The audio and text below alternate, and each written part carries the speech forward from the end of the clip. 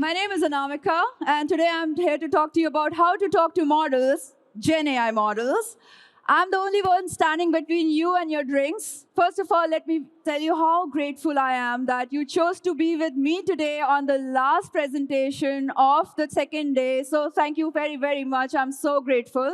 A round of applause to yourself from me. Thank you so much. Okay, now that we have done the gratitude exercise, let's move on to who am I? My name is Dr. Anamika. I was a dentist. I am registered to practice. I don't practice because I like people. However, I moved very quickly from dentistry to e-commerce, and then I did my MBA. I worked at Amazon, Flipkart, in India, and 7 years at Zalando, after which I have my own company called AIQ. In the middle, I also did a lot of consulting for education tech companies and health tech companies. So a lot of the things that we did over the last 7 to 8 years was to do with AI. And there are some things that I learned over my 7 to 8 years of career with AI to see what are the mistakes that we were making and how do we correct those mistakes. And one of the things that I found out was that we should learn how to talk to Gen AI models properly because they are here to stay. So might as well learn how to get around with them. Yes? Now, I'm here to talk about, thank you. I'm here to talk about the 3 things today. 1, should you even care about talking to Gen AI models properly, learning the language that is required? Why should you care? You're not in technology. Most probably you are in business or in operations, finance, something else. Why should you care? The second thing we want to talk about is if you decide that you do care, then how do you actually talk to models properly so that they can make money for you and make your life easier and make your business a little bit faster and better? And then we will look into how actually practically we apply that in real life. If I have enough time in the end, I would love to do an audience Q&A. This is going to be a very interactive session. So I'm one of those speakers who are telling you to please take your mobiles out because there will be QR codes along the way that will help you interact and participate. And there's a little surprise in the middle and in the end. Ready? Awesome. Okay. Why should you care about talking to Gen AI models? I would say there's not 1, 2, or 10 reasons. There are about 200 billion reasons. According to Deloitte, that is the number of dollars that is going to be the impact of Gen AI models in the industry in e-commerce by 2025. We are in 2025. So $200 billion is why we should care. If you look at other numbers, they are even bigger. $600 billion at some point by McKinsey Retail. 10% of the data that is generated today on the internet using Gen AI. Other numbers are equally impressive. I'm not going to go into them, but there are some very solid reasons for the numbers people to want to care about talking to AI properly. Now we know the global impact. Let's look at our own industry. Why should we in e-commerce want to care about talking to Gen AI models properly? We know that 17% of global investments today are being made in the field of Gen AI, which is $17 out of every 100. And this is just not new technologies. This is also technologies that are already present and are being integrated with Gen AI. This leads to 15% revenue growth Y on Y. That is a lot. And if you're not investing in Gen AI, of course, this is what you're losing out on. Look at the number on the bottom left. 85% of customer interaction is now, today, happening using Gen AI, which means whether it is conversion optimization using the clickstream data with completely GDPR-compliant products, or whether it is creating content without having to step inside a studio. All of this is done by AI at a fraction of the cost and completely data reliant. Fine. Who do we care about the most? We care about the customer, I hope. And for the customer, they don't just ask for it because this is now so obvious to customers that all of their needs are going to be met on a more personalized level. Personalization has been there for a long, long time. We have been segmenting our customers, and we have been creating specialized services, discounts, offers for them. But to do it at a granular level, at a person-to-person-to-person level, or hyper-personalization at scale, is only possible using GenAI. And this is of impact that we are seeing on our customers. No longer are we in the place where customers find it delightful that things are customized to them. They actually expect it. And if you don't offer it to them, they will not take you seriously. Now, the regulatory impact, because Big Brother's watching, and that's a good thing, I think, is that if you do not comply with the EU AI Act and you don't know how to interact with Gen AI models or implement them in your organization properly, you could be paying actual fines out up to 35 million euro, which is better avoided, I say. I think I could do a lot more with 35 million euro than give it to Big Daddy. Now, so we all see the cost of neglecting how to talk properly to Gen AI is way more big than the cost of not doing it. So we want to make sure the cost is minimized. And an easy way to do it is by understanding how to talk to Gen AI models. Are we all in agreement till now? Yes? OK, I see nodding heads. That's good for me. I hope that was an answer to my question. Who wants beer? I see more nodding heads. Thank you. We saw the industry impact. We saw the customer impact. We saw the regulatory impact. The biggest impact, however, is going to be on the most important person on the planet, you. You as the CEO, you as a business owner, you as a chief financial officer, you as an employee of a company, you as a normal human being are going to be impacted by AI. Therefore, just as a person living in the 21st century in 2025, it's so important to understand how to talk to Gen AI models properly. The thing is, when we heard about Gen AI in general, as regular people, I'm not talking about techies here, in 2020, that's what in 2022, when OpenAI released ChatGPT, suddenly, we all started getting very excited about how easy it was to actually have access to AI. 2023 was an experimental field. It's like being in a sandbox, in a playground. Everybody is a child. It's a new shiny toy. Nobody knows how to play with it, so they're having fun. 2024 was about enterprise application.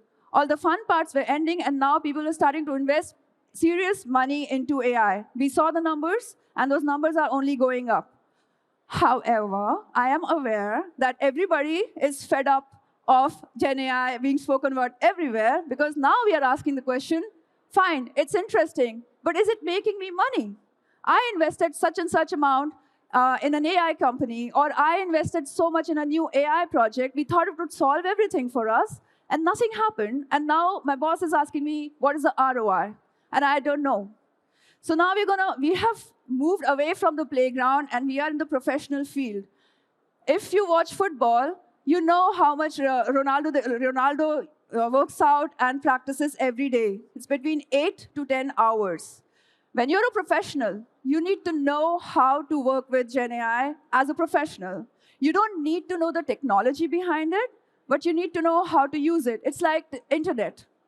When the internet was introduced, it was available to everybody. We don't have to understand. Even today, I don't understand exactly how the internet works. But I know as an e-commerce professional that I can use it to make money and make products and services for my customers available. This is why, as professionals, we need to be able to talk to Gen AI models. I hope we're all together on this. And I have convinced you. I know that you're all already aware of it. But if the personal impact is on you personally, and you agree with me that it is important to learn how to talk to Gen AI models, then let's move on and understand why. I can give you the best tools. You can go and buy the best tools in the market. But if you don't know how to use them, they're not going to be enough to attain the goals that you have set for that tool. I put something over here which kind of like, if one ladder used properly can help you go over the wall, you don't really need to invest in 100 different ladders, right? All right. So now that we know that we need to learn how to talk to Gen AI models, let's talk about the how. There is a right way to do it, and then there's another way to do it, which I don't agree with. अगर आप यहाँ पे एक orange और एक Apple देख सकते हैं तो अपना हाथ उठाइए. Wenn ihr hier ein Orange und einen Apfel sehen konnten, dann bitte eure Hände heben. Very good. I just said that if you can see an apple and an orange on the screen, please raise your hand. All right. Why didn't you raise your hand the first time I said it? Why were you the only one? Because you understand Hindi. I was speaking Hindi. I was saying the same thing. But because you didn't understand what I was saying, you didn't know what to do. I was articulate. You can ask him. I was making sense, right? There we go. I promise I didn't plant him. I'm glad you're here. However, it's the same with Gen AI models. When computers first came into existence, we had to learn, I don't know, Fortran, COBOL, C++, Java, whatever. However, with Gen AI, they speak English, Chinese, whatever language we speak, but there are still some nuances because every language has its own vocabulary and its own grammatic structure. And today we're going to go a little bit into both of these in terms of talking to Gen AI models. All right, quiz time for all the people who like this kind of stuff. I'm going to put some words on the screen. You think about which ones do you know and which ones are new to you and which one you know but you're not exactly sure what it is all about. Ready? Ready? Okay. RLHF. Very good, you know it. RPA. Nice. Hallucinations, and I don't mean the ones in German Berlin clubs. Nice. Tokens. Prompts. Nice. Full form of GPT. What is it? Generative. Oh, that's great. I was raising the hand for prompt. For prompt, okay. Anybody knows the full form of GPT? From ChatGPT? No problem. It's generative, pre-trained, but we'll talk about it in a bit. One-shot prompting. No worries. By the end of this, we will know most of these, if not all of these. Ready? Good. So what I want you to do now is take out your phones and scan this QR code because I have a very interesting quiz in here. The answers to all of the questions are spread in the next few slides. And now you have a quiz on your phone. What you need to do is, as soon as you find the answer, put it in the quiz answers. And by the end of, and this quiz is going to be live for the next 4 days. I hope is it live? Is it working? Awesome. It's going to be live for the next 4 days. After 4 days, I will look into the results. There's a leaderboard. So whoever gets the first 10, whoever comes in the first top 10, if you enter your email address, I will contact you and you have won a prize because you are paying attention. Thank you. Does everybody have it now? Can I move on? Is it working? God, good. Okay, that was the grammar. You saw a lot of the different words that are used in, sorry, that was the vocabulary.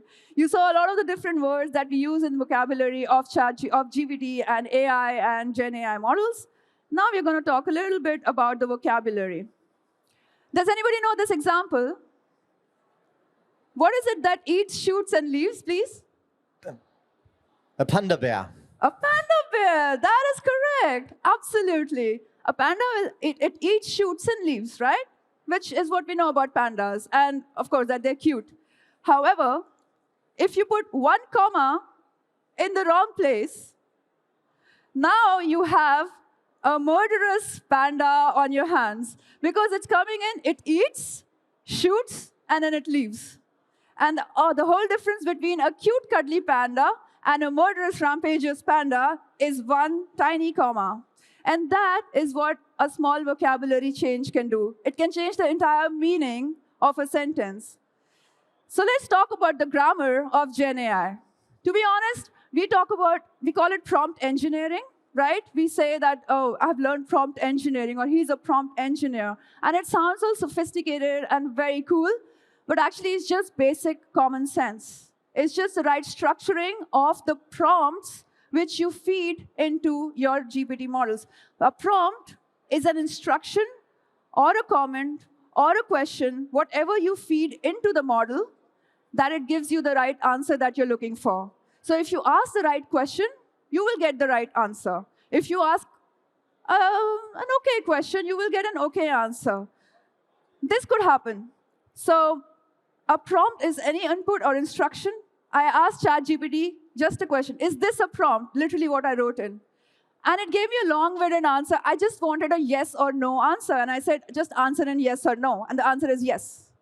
So if you don't tell it, and you don't instruct it to give you like a one-word answer, it will do whatever it wants. And this is exactly what happens in prompt engineering. You have to engineer your prompt in a way and design it in a way that you get the answer in a structure that you want and not in a structure that is open to the model to give back to you. What is the name of the novel that this is from? All my science geeks out here. Okay. It's called The Hitchhiker's Guide to the Galaxy. And in the end, there's a question, the answer to the ultimate question. It gives you the answer to everything you've always wanted. And the answer is 42, which means nothing. It just means that you asked the wrong question, and you didn't ask the question properly. This is why we need to understand what are the biggest prompt mistakes that people make, and how to fix them so that we have a cute, cuddly panda and not a mass murderer on rampage, right? So there are some examples that I would like to show you. These are real-life examples. These are from like 2 years ago when ChatGPT was still learning. Write an email to my boss explaining why I'm late for work. I'm late because I hit snooze 15 times, couldn't find my socks, and then I spilled coffee on my trousers. See you soon, boss. It's honest, but it's going to get you into trouble. Maybe a much better prompt would be, write a professional yet polite email to my boss explaining blah, blah, blah. And then tell the reason, and then what to expect. And then you get a much more presentable answer, right? So this is just the basic of prompt engineering. There's another example. How do you convince your customers to buy your product? Write an email to convince a customer to buy a product. Hey, customer, this product's awesome. You should buy it. Otherwise, I will kill your family. Have a good day. No. You need to be able to present a proper question or a proper set of instructions. Make it clear to the prompt what the language is, what tone you're using. Add context. Specify the scenario, the audience. Tell the model who is the audience that you're writing for. Is it a child? Are these students? Is it a parent? Is it my boss? Then you want to define the goal. What are you trying to achieve from the result? Are you trying to get the customer to like you and buy your product? Or are you trying to threaten them into buying your product? And it's totally up to you how you design your prompt and the result you will get. Another really cool example from customer support, and this is where we use GenAI a lot, is a customer response prompt to someone who's frustrated. So what happened here? Dear customer, sorry you're mad. We'll try to do better next time. Maybe don't order during busy times, you idiot. No, we don't talk to customers like that. But ChatGPT doesn't know that yet. So we have to tell ChatGPT. We have to be specific, define what you want, the tone, the length. You can even say, write a reply in under 100 characters. You can define things like, you can tell ChatGPT, you are a really diplomatic person. You're the assistant to the vice chairperson of a big brand fashion store, and you are well known for writing very diplomatic, easy to read, short answers. You define for the chat what they are, and then you let them answer in that tone. You can do that. This would be a much better prompt, I would say.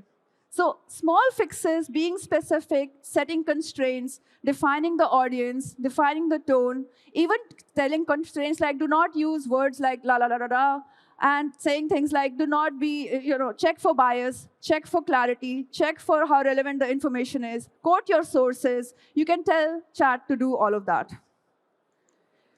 So prompt engineering is not really rocket science. It's just logic. It's common sense. It's good communication.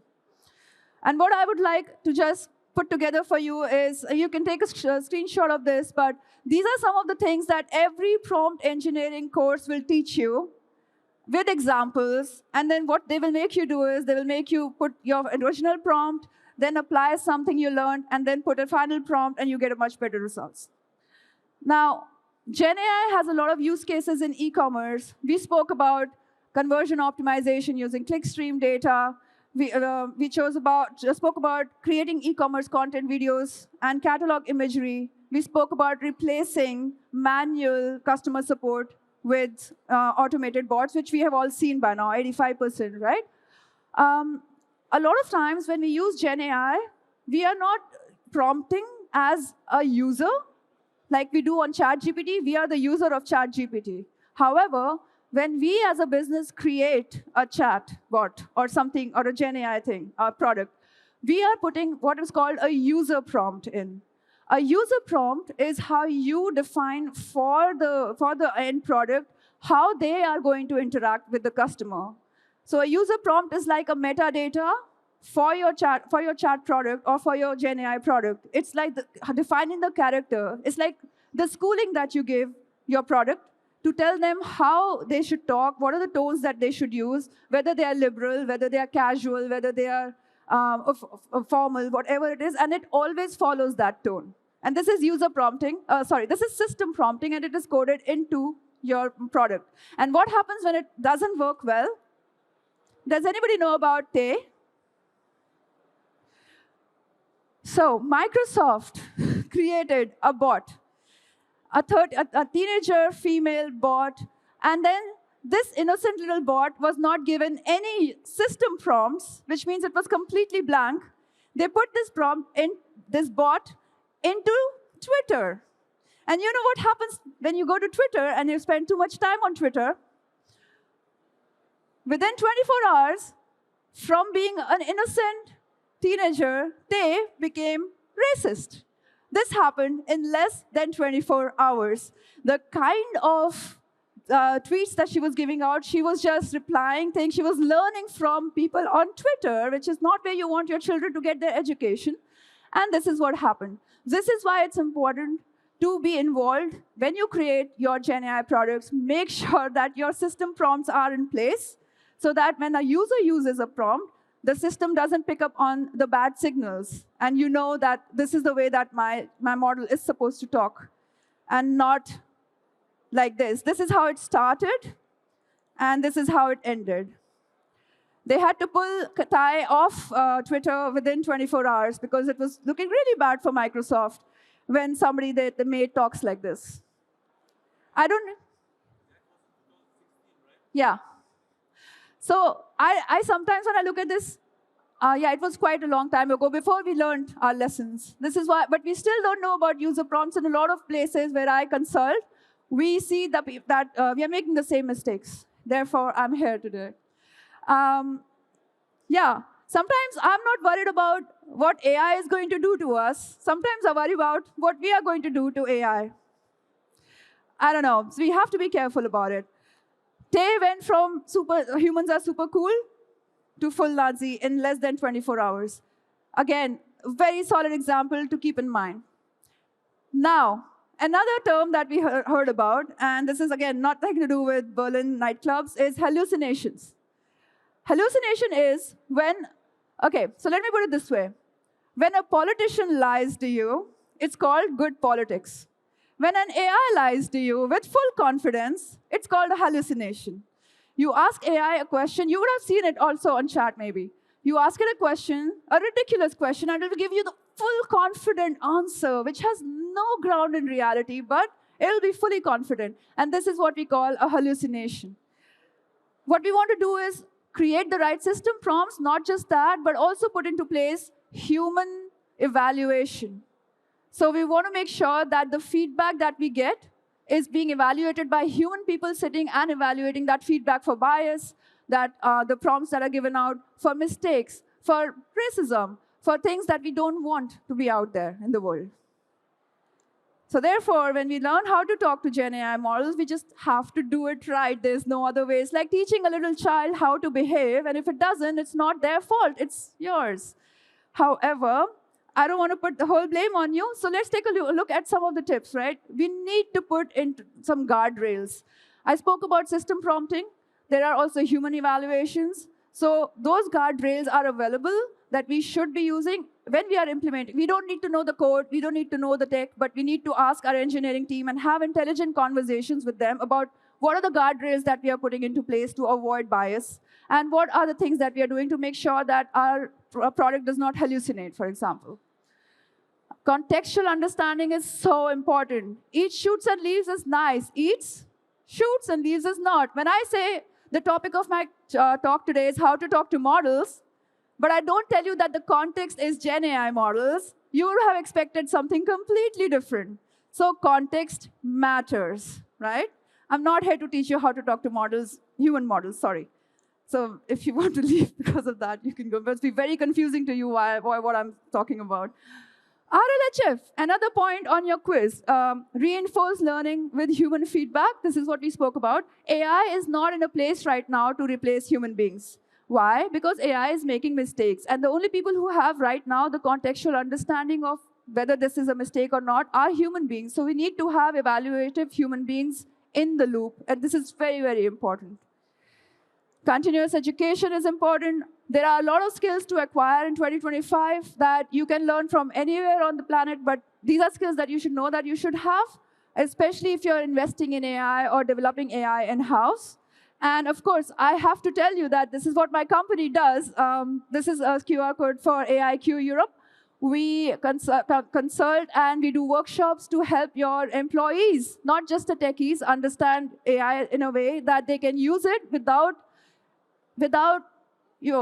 full protecting your data and without going into a dangerous or unethical space unknowingly, right? And this is not just me saying it. We know that it's important from a GDPR, from an EU AI Act perspective as well. So one of these is model selection. What does that mean? It means that OpenAI is a company that created an LLM/MMM, which is a model, and then it created a chatbot called called ChatGPT on top of it.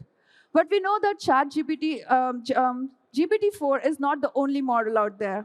There are several models. Some of them, like Aleph Alpha from Germany and Hugging Face is a company in France.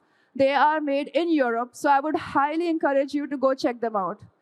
When you're looking at model selection, there are a lot of things that you would take into consideration: context window, closed versus open source, capabilities, costs, size versus latency. I have put open and closed source models, some of the more important ones for you here, just to know what they are.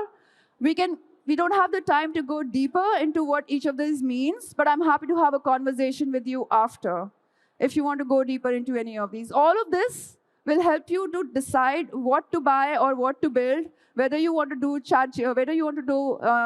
OpenAI model or a Gen Alpha model or a Meta model. What is it that's perfect for your needs and your use case? Finally, like I said before, continuous education, pitching, guys. I have to do this. This is important. And I don't know so many, but I really trust us to do this right. And doing this right also means when you implement Gen AI, there's a right way to do it, and there are some steps that we can follow. We want to make sure it's phased implementation.